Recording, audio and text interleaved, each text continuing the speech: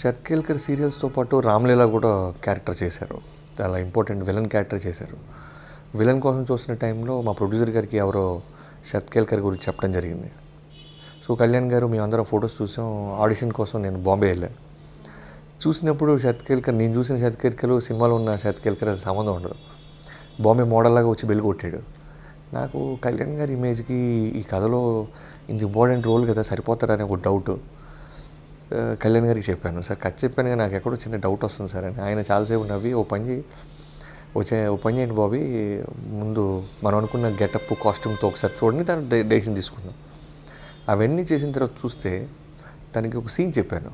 ఆ సీన్ పర్ఫార్మెన్స్కి ముందు దాకా నాకు కూడా ఒపీనియన్ లేదు.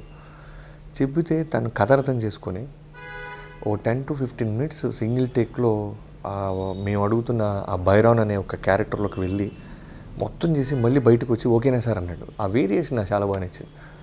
వెంటనే కళ్యాణ్ గారికి ఫోన్ చేశారు. లేదు సార్, కరెక్టే సార్, మనం కాన్ఫిడెంట్గా ముందుకు వెళ్ళిపోవచ్చు. సో అలా శరత్ కేల్కర్ వచ్చారు. ఈ సినిమాలో శరత్ కేల్కర్ గురించి చెప్పాలంటే కళ్యాణ్ గారికి ఎంత ఇంపార్టెన్స్ ఉంటుందో తనకు కూడా ప్యారలల్గా అలానే బ్యాలెన్స్డ్గా ఉంటుంది. అలా ఆ విషయం ఒప్పుకున్నారంటే కళ్యాణ్ గారికి గ్రేట్, గుడ్ హ్యూమన్ బీయింగ్ వల్ల ఆయన ఒప్పుకున్నారు. ఎందుకంటే అంత ప్యారలల్గా, అంత బ్యాలెన్స్డ్గా అన్ని బిల్డప్ సీన్స్ ఉండటం అనేది ఓ మాస్ హీరోని పక్కన పెట్టుకొని అంత ఈజీ కాదు.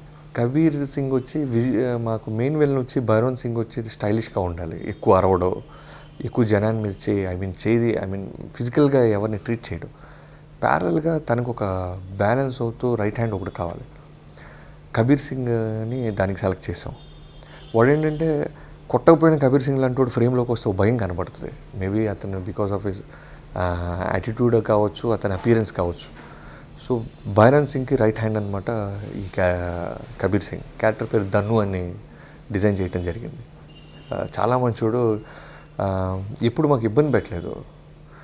మేము పాప ఏ టైంకి పిలిచినా వచ్చేవాడు, దూకమంటే దూకేవాడు, పరిగెత్తమంటే పరిగెత్తేవాడు.